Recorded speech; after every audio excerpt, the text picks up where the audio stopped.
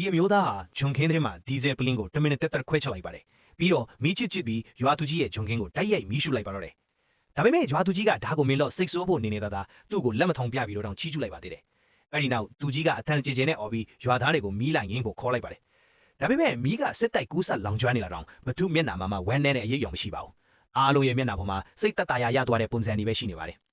တကယ်တော့အခုလေးပင်ပဲရန်သူတပ်တွေကဒီဒေတာကိုထိန်းချုပ်လိုက်ပြီးဖြစ်ပါတယ်တိုက်တိုက်ဆိုင်ဆိုင်ပဲဂျုံခင်းတွေကလည်းရေသိမ်းဖို့အစင်သင့်ဖြစ်နေခဲ့ပါပြီရွာသားတွေကသူတို့ရဲ့စားနပ်ရိက္ခာတွေကိုရန်သူတွေလက်ထဲမပါသွားစေချင်ပါဘူးဒါကြောင့်ဒီအမျိုးသားကလူတိုင်းကိုမြ мян လောက်ကြဖို့ပြောပြီးရွာသားတွေကဂျုံနှန်းတွေကိုပဲအမြန်ဖျက်ယူခဲ့ကြတာပါဂျုံပင်ယိုတန်တွေကိုတော့မဖျက်ခဲ့ကြပါဘူးအဲ့ဒီနောက်ဂျွန်စစ်တွေအားလုံးကိုစုဆောင်းပြီးဝတ်ထားခဲ့ကြပါတယ်အဲ့ဒါဒီပြီးသွားတော့မှသူတို့ကိုယ်တိုင်ဂျုံခင်းကိုမီးရှို့လိုက်တာပါဒါမှတာမန်မီးလောင်တဲ့ပုံစံပေါက်သွားမှလေပြီးတော့ရွာသားတွေကသူတို့မျက်နှာတွေမှာရှွန့်တွေတုပ်ပြီးရန်သူတွေရှေ့မှာအတန်ကျဲကျဲနဲ့ငိုပြကြပါတော့တယ်မီးလောင်နေတဲ့အထဲကနေဂျုံတွေကိုမကေလိုက်နိုင်ဘူးဆိုတဲ့ပုံစံမျိုးဟန်ဆောင်လိုက်ကြတာပါဒါပေမဲ့ရန်သူတွေကလည်းအလွယ်တကူအလိန်ခံလောက်အောင်အားတယ်သူတွေတော့မဟုတ်ပါဘူးသူတို့ကဒေတာကန်တစ္ဆာဖောက်တယောက်ကိုစုံစမ်းဖို့လွှတ်လိုက်ပါတယ်ကံကောင်းချင်တော့အဲ့ဒီတစ္ဆာဖောက်ကထူးခြားတာဘာမှမတွေ့ခဲ့ပါဘူး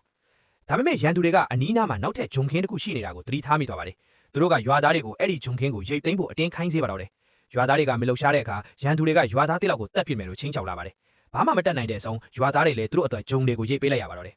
အဲ့ဒီအချိန်မှာပဲစောစောကအမျိုးသားကဒီဂျုံခင်းကိုပါထပ်ပြီးမီးရှို့လိုက်ပြန်ပါတယ်ရွာသားတွေကဓာတ်ကိုမြင်ချင်းပဲမီးငိမ့်နဲ့ကုမစံဟန်ဆောင်လိုက်ကြပြန်ပါတယ်တိတ်မကြခင်မှာပဲနောက်ဆုံးကြံနေလေဂျုံခင်းလေးလည်းမီးလောင်ပြာကျသွားပါတော့တယ်ဒါပေမဲ့ရန်သူတွေကကျေနပ်မနေသေးပါဘူးအဲ့ဒီအချိန်မှာပဲတစ္ဆာဖောက်ကတန်တရားဝင်လာပါတယ်ရွာသားတွေကဂျုံနံတွေကိုကြိုပြီးဖျက်ထားခဲ့ကြတယ်ပြီးတော့ဒီမီးကလည်းတမင်တက်တက်ရှို့ထားကထစ်နိုင်တယ်လို့သူရိပ်မိသွားပါတယ်အဲ့ဒီအမျိုးသားကမီးငိမ့်နေရင်နဲ့ဂျုံနံတွေကိုဖျက်လိုက်တာပါလို့ရှင်းပြဖို့ကြိုးစားပါတယ်ဒါပေမဲ့တစ္ဆာဖောက်ကမယုံပါဘူးသူကချက်ချင်းပဲဓာတ်ကိုထောက်ပြီးရွာသားတယောက်ကိုတပ်ပစ်လိုက်ပါတယ်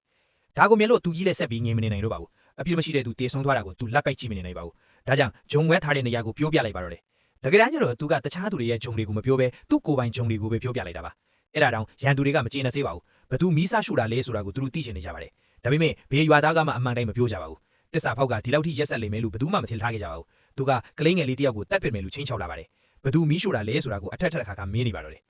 ဒီလိုအကျက်တဲ့ချိန်မှာပဲအဲ့ဒီအမျိုးသားကရှေ့ကိုထွက်လာခဲ့ပါတယ်ပြီးတော့ဘသူမီးရှူတာလဲဆိုတာသူပြောနိုင်လေလို့ဆိုလာပါတော့တယ်